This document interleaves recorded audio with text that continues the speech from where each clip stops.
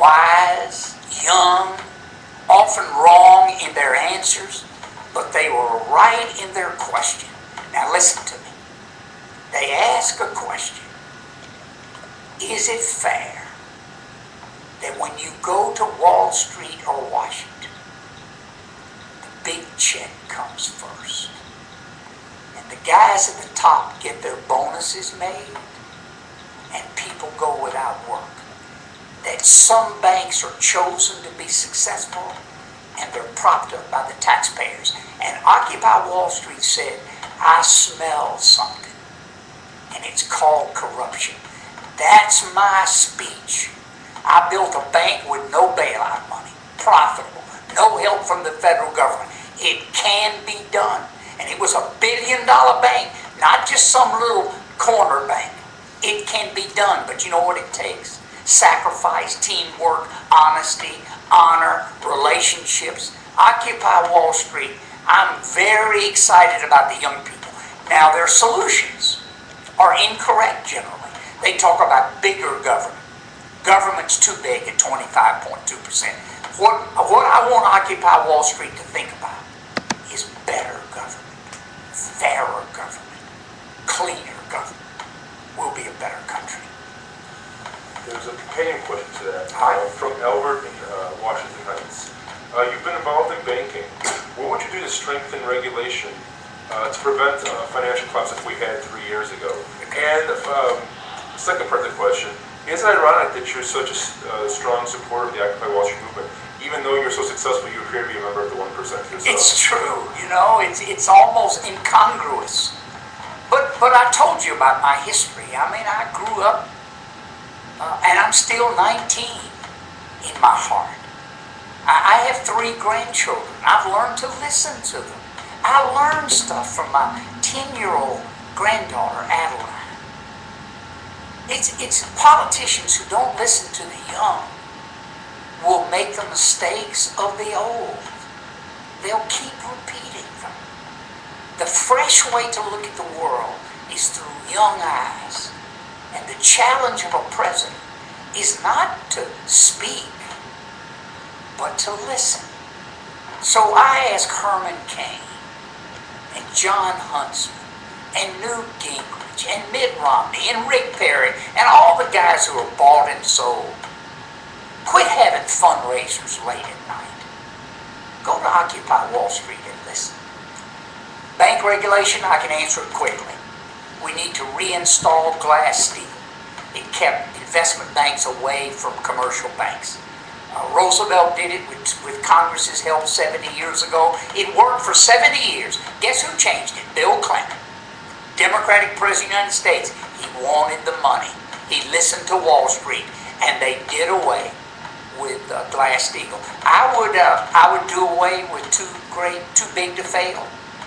I would increase capital ratios for banks, and I would reinstate Glass-Steagall.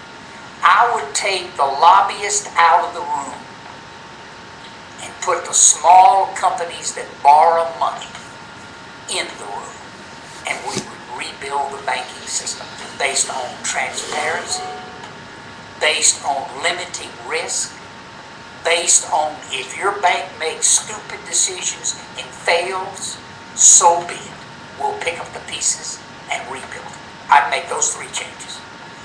I had one quick follow-up just myself.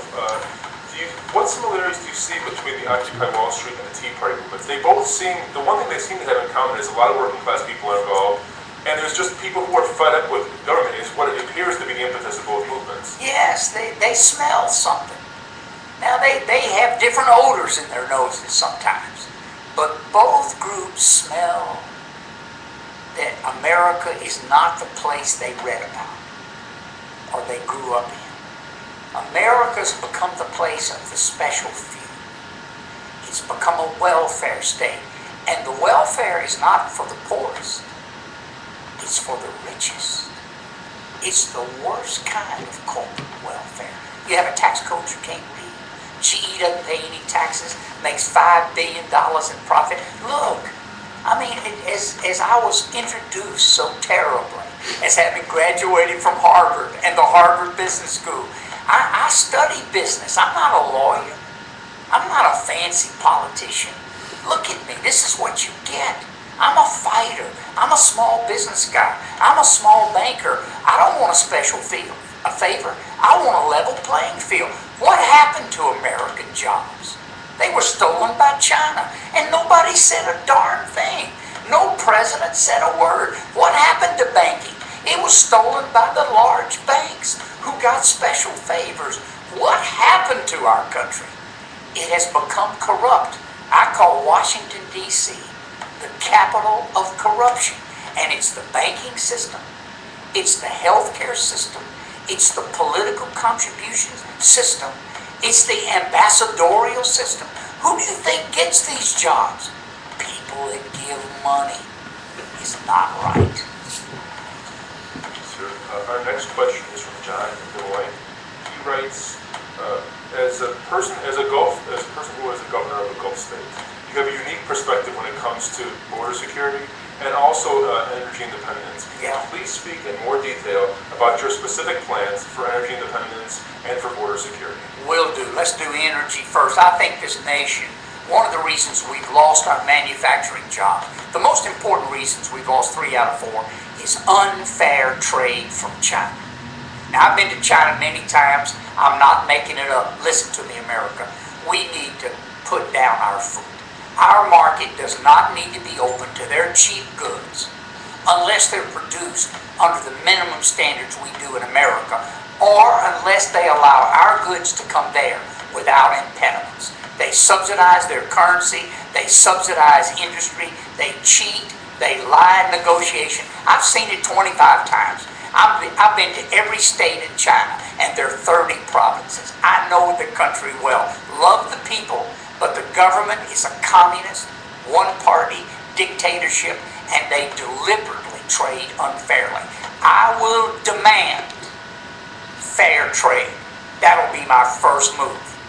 Now, my second thing to help manufacturing in this country, and I think we ought to make things in America, is available and affordable energy. We have no energy policy now. We're addicted to oil from Saudi Arabia. I would drill for natural gas. That's our fuel for the next 25 years. And we can do it cleanly. We can do it environmentally soundly. We did it in Louisiana. You know, when I was governor of Louisiana, we 4 times got the Sierra Club Award as cleaning up the environment more than any state in America, and we drill for natural gas. It can be done. We need to be energy independent and provide this fuel for small manufacturing plants. It creates jobs, not just in energy, 1.3 million jobs, but in manufacturing.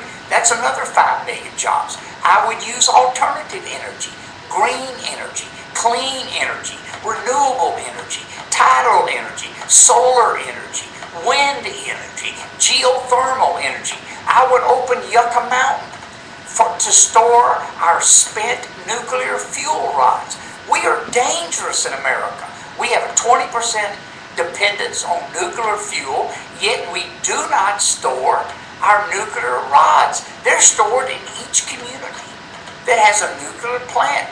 It is unsafe. 25 years ago, we approved a repository, Yucca Mountain, Nevada. Let's open it. We spent anywhere from $9 to $15 billion getting it ready. We need to make nuclear fuel safe. So, energy independence. We need a policy. I would do away with energy subsidies. I wouldn't subsidize Exxon. I wouldn't subsidize ethanol. I wouldn't subsidize unproven energy technology. I would close the Department of Energy. That's $27 billion right there. I would help balance the budget. I would let the marketplace dictate. I would tariff foreign oil. I would not let a product into this country that was made by a single drop of Iranian oil. I would shut the Venezuelans out until they change their government. I'm a fighter on energy. I believe America can be energy independent. Most of all, I would quit sending $700 billion a year for foreign energy. That destroys the value of our dollar. That trade imbalance cannot be sustained. When we destroy the value of our dollar, guess what gasoline does? Gasoline is priced in dollars on the world market. When the value of the dollar goes down, the price of gasoline goes up.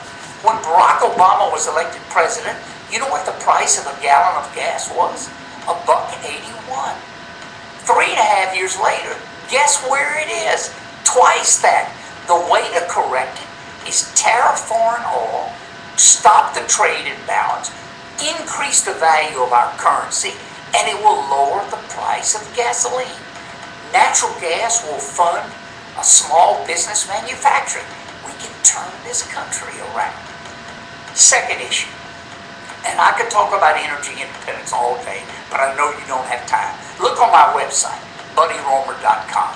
We've got 15 or 20 points that I will make sure that gets done. By the way, BP in the Gulf Coast, they had bought off the regulators. They were in bed together. I will make sure that regulation is firm, fair, clear, and not in bed with the big corporations. We will clean this mess up.